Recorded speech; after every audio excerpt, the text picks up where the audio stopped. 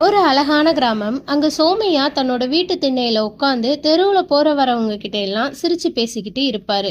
அந்த திண்ணை எப்பவுமே ஆள் நடமாட்டத்தோடவே தான் இருக்கும். யாராவது வழிப்போக்கர் வந்தா அங்க படுத்து தூங்குவாங்க. பக்கத்து வீட்டுக்காரங்க வந்து என்ன விசேஷம்னு அரட்டடிப்பாங்க. அந்த வீட்ல கதவே கிடையாது. ஏன்னா அந்த திண்ணையே ஒரு பெரிய உறவு பாலமா இருந்துச்சு. வருஷங்கள் ஓடுச்சு. சோமையா பேரன் நகரத்துல படிச்சுட்டு ஒரு பெரிய வேலைக்கு போய் நிறைய பணம் சம்பாதிச்சுட்டு அந்த கிராமத்துக்கு வர்றான். அவங்க தாத்தா கிட்ட சொல்றான், எதுக்கு இந்த பழங்காலத்து வீடு, இதை இடிச்சிட்டு சூப்பரா ஒரு பங்களா கட்டலான்னு சொல்றான். சொன்ன மாதிரியே அந்த திண்ணை வீடை இடிச்சிட்டு பங்களா மாதிரி வானுயர்ந்த சுவர், கேமரா, இரும்பு கதவுன்னு ஒரு பிரம்மாண்டமான வீடை கட்டுறான். ஆனா அதுல ஒரு திண்ணை மட்டும் இல்ல.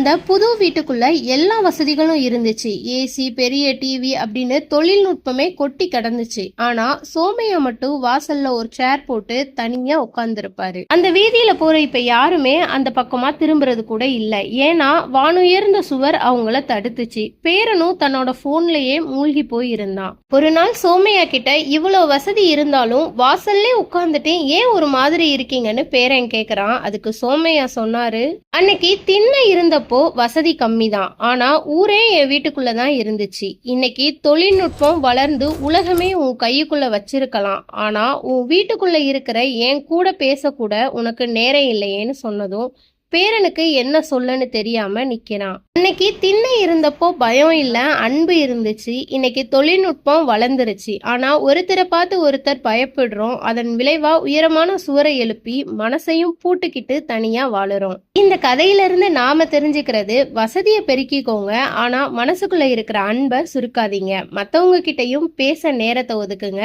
மேலும் பல கதைகளுடன் மீமிடால் உங்களை சந்திக்கும்.